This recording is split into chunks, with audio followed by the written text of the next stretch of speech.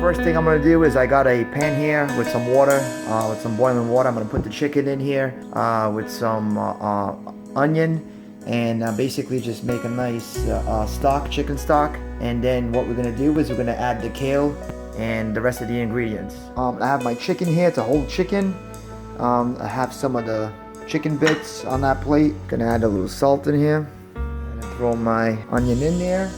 Start throwing my chicken in here as well. Okay, so here we have the broth. What I'm gonna do is throw a couple of bay leaves in here as well. Okay, so the most important thing with kale soup is the kale itself. So this is what we have here in my garden. These are all the nice kale that I have planted, and it rained this morning, so they're nice and tender.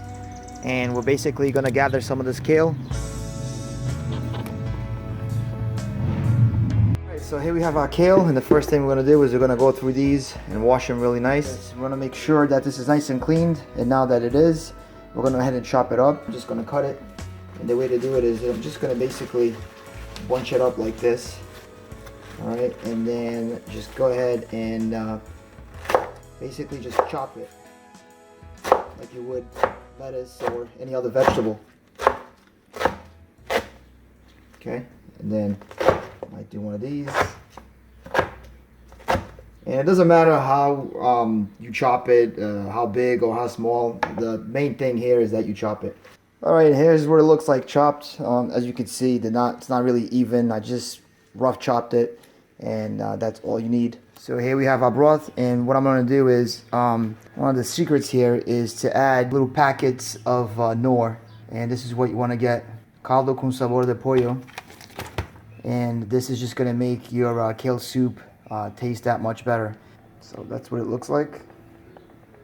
And we'll go ahead and just throw it in there and let it dissolve.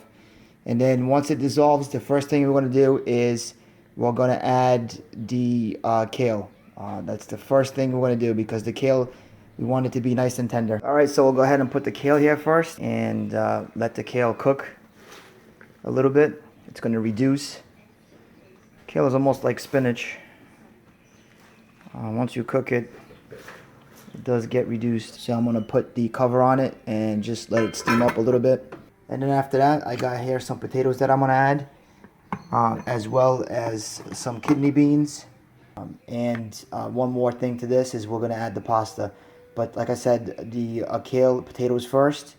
We'll add the pasta. In this case, these beans are already cooked, so we don't have to put them in the beginning. We want to try to get things that take longer to cook, to put that in the beginning. So right here, I have a Portuguese sausage, chorizo, that I just got out of the freezer. And this is going to be incorporated into the soup. It's very traditional to have some kind of chorizo, some kind of sausage in the soup, in a kale soup. If you don't have the Portuguese sausage here, you can go ahead and replace it with Spanish chorizo or something else. But traditionally, the Portuguese kale soup always has a chorizo inside it. So I started cutting up the chorizo, as you can see, and basically we're going to cut it just the way it is, and that's going to get incorporated into the soup. It's very important to put chorizo in this soup. It's not authentic unless it has a chorizo. That's what gives it the flavor. You can substitute the chicken for pork. Pork bones, neck bones from the pork are really good, and people use pork instead of chicken. But one thing that's always in there, it's your beans, and it's your chorizo, and the potatoes. Okay, so these three ingredients are the key, besides the kale, that you're going to need. Okay, so now what I'm going to do is I'm going to add my chorizo here to the kale soup. Okay, so what you see here is the chicken that we originally made the broth with. I just took some of the skins out. I really don't want the skins in the soup. You can leave the skins, it's up to you. So I'm going to chop it up a little bit, especially this part, and I'm going to go ahead and add it to the kale soup. Right, traditionally, there's some kind of pasta in this soup too. You can use elbows. This or orzo works fine. So we'll put that in there because it's going to take a while to cook. Alright, and here we have our chicken. I kind of just diced it up a little bit. I added some bones in there. I didn't throw them all out. Took some of the skins out. So I'm going to go ahead and put this back in the soup, which is going to give it more flavor. So here's what it looks like, and you can see the kale is even more green now. And you can tell that it's tender. It's a darker green. So I'm going to go ahead and add the beans. I was going to add carrots, but I think I'm just going to add the beans for now, since I don't have fresh carrots. And now the trick is to just let this cook. You know, this is soup. You can't really overcook soup. So when you think that everything is nice and tender, the pasta, the potatoes, that's when it's time to stop cooking it. But right now I think I still got probably another half an hour to go here. And then we'll go ahead and remove it and plate it and see what it looks like.